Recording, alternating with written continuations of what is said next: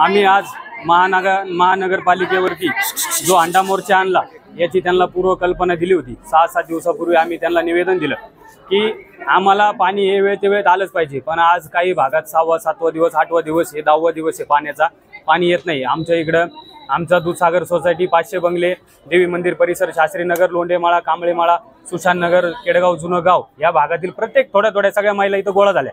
सगळ्या महिलांनी इथं सगळ्यांच्या व्यथा मांडल्या। याला महिलांना काय लागतं? फक्त पाणी आणि कचरा गाडी। आज 15 दिवस झाले कचऱ्याची गाडी नाही। तुम्ही येऊन पहा कोणत्या वाड्याला सगळा कचराच पडलेला आहे का? याचं कारण आम्ही आयुक्त साहेबांना विचारलं। आयुक्त साहेबांनी आम्हाला त्याच्यावर चर्चा उपाय सगळे सांगितले। आता ठेकेदार बदलायचं काहीतरी कारण सांगितलंय व पाण्याचं जे तिकडं फेजची लाईन आहे त्या वेळेला काय आमची लाईट वगैरे जात होते असे कारण, पण आम्हाला कारण नको येतं। आमच्या महिलांना न्याय पाहिजे। आम्हाला पाणी द्या, पाणी द्या, आमचं हक्काचं पाणी द्या। जर नगर शहराला रोज दिवसाड पाणी येतंय तर आम्हाला कमीत कमी 3 दिवसाला तरी पाणी आलं पाहिजे। आमची केडगाववासियांची मागणी। आम्हाला आपल्या वेळेत घाटातून माननीय संदीप दादा कोतकर यांनी जी सेपरेट लाईन आणली होती, मग लाईनीचा फायदा काय जर अशा आलडावट असेल तर? आम्हाला जी सेपरेट लाईन आणली ह्या लाईनीतूनच पाणी पाहिजे आणि ती योजना दिवसाड 2 दिवसाड पाणी योजनेची होती तर ते आम्हाला 3 दिवसाला आम्ही सांगतो 3 दिवसाला पाणी द्या आणि कचरा गाडी आम्हाला रोज नाही आली तरी दिवसाड पाणी पाहिजे। आज या महिलांचा रोष इतका वाढलाय, जवळजवळ 200 ते 300 महिला होत्या। आमच्याकडे आणायची सोय नव्हती म्हणून आम्ही ज्यांना म्हणलं महत्त्वाचे आणल्यात। आता इथून पुढं टँकर विकत घ्यावं लागतात महिलांना। तुम्ही महिलांच्या व्यथा जाणून घ्या सगळ्या आणि इथून पुढं आता आम्ही 2दा इथपर्यंत पालिकेपर्यंत आलो, 3ऱ्या वेळेस आम्ही पालिकेत येणार नाही। आम्ही कोणची पूर्वकल्पना देणार नाही। आम्ही डायरेक्ट नगर पुन्हा हायवे केडगावला जाऊन बसणार आणि सगळे अधिकारी लोकांना तिथं बोलावणार। त्यांनी तिथे येऊनच हे महिलांच्या काही समस्याचं निवारण असं हे केलंच पाहिजे आणि आम्हाला आमच्या हक्काचं पाणी भेटलंच पाहिजे। मी वार्ड क्रमांक 17 ची नगरसेवक मोहम्मद महानगरपालिकेची ही महिला बालकल्याणची सभापती। आज मला एक सांगण्याची म्हणजे अशी माझ्या जीवालाच म्हणजे स्वतःच्या लाज वाटते। माझ्या एवढ्या माता भगिनी इथं आलेल्या आहेत। आज आमच्या नगर शहरामध्ये इतकं पाणी इतका पाऊस काळ असताना आम्हाला इथं डोक्यावर हंडे घेऊन यावंच लागतात। याचं कारण काय आहे? तुम्ही मुद्दाम पाणी सोडत नाहीत का? तुम्ही आमचा अंत बघतायत हे आम्हाला कळू द्या।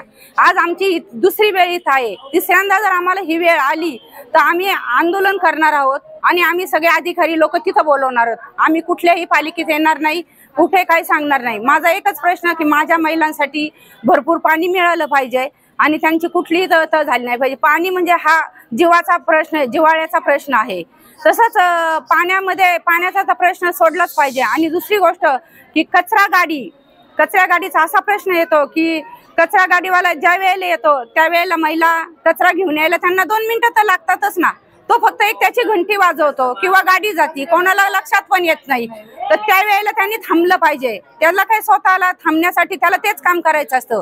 त्याला 1 तास लेट झालं, अर्धा तास लेट झालं तरी काही प्रॉब्लेम येत नाही।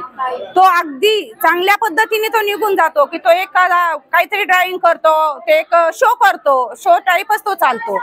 त्यामुळं त्यांनी थांबलं पाहिजे। सगळ्या महिलांचा कचरा घेतला पाहिजे। महिलांना कुठलीही वाईट बोललं नाही पाहिजे। महिलांबरोबर तो खूप वाईट बोलतो किंवा महिलांचं आता मला सांगणं आलं का तो आमच्यावर बू करतो, आम्हाला 1-2 शिव्या देतो। म्हणजे ही कोणची पद्धत आहे?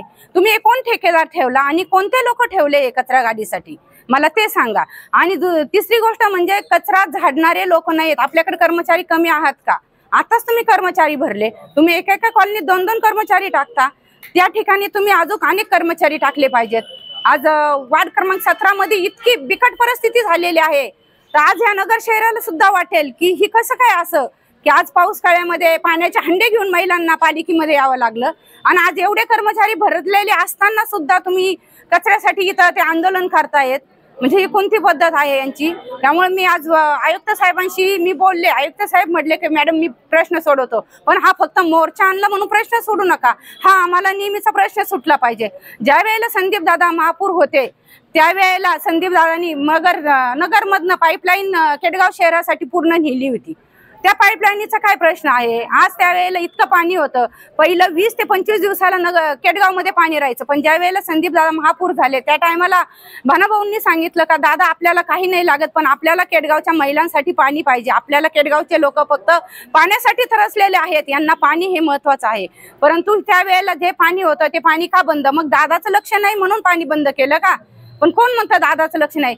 जिथे घारे हिंडे आकाशी चित्त तिचे पिलापाशी, असे हे दादा, असं हे कोतकर परिवार आहे. हे कुठे जरी गेलं तरी त्यांचं लक्ष ह्या केडगाववर आहे आणि ते खूप नेहमी केडगावला लक्ष देतात. त्यामुळं त्यांनी काय केलं पाहिजे की एक दादाचं हे काय चाललंय, दादांनी काय केलंय हे लक्षात आणून मी महानगरपालिकेला एकच विनंती करत आहे की दादांनी ज्या पद्धतीने पाणी सोडलं होतं त्या पद्धतीने ह्या केडगावला पाणी राहिलं पाहिजे, एवढीच माझी विनंती आहे.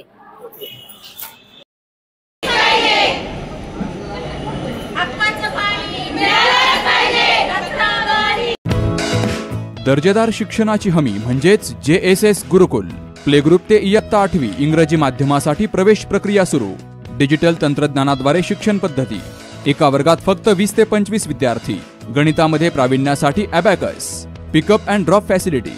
ठिकाण बालाजी कॉलनी, अंबिकानगर, केडगाव, अहमदनगर. संपर्क 0241 241 7007, 9403 98 7007 आणि 9371 38 8007.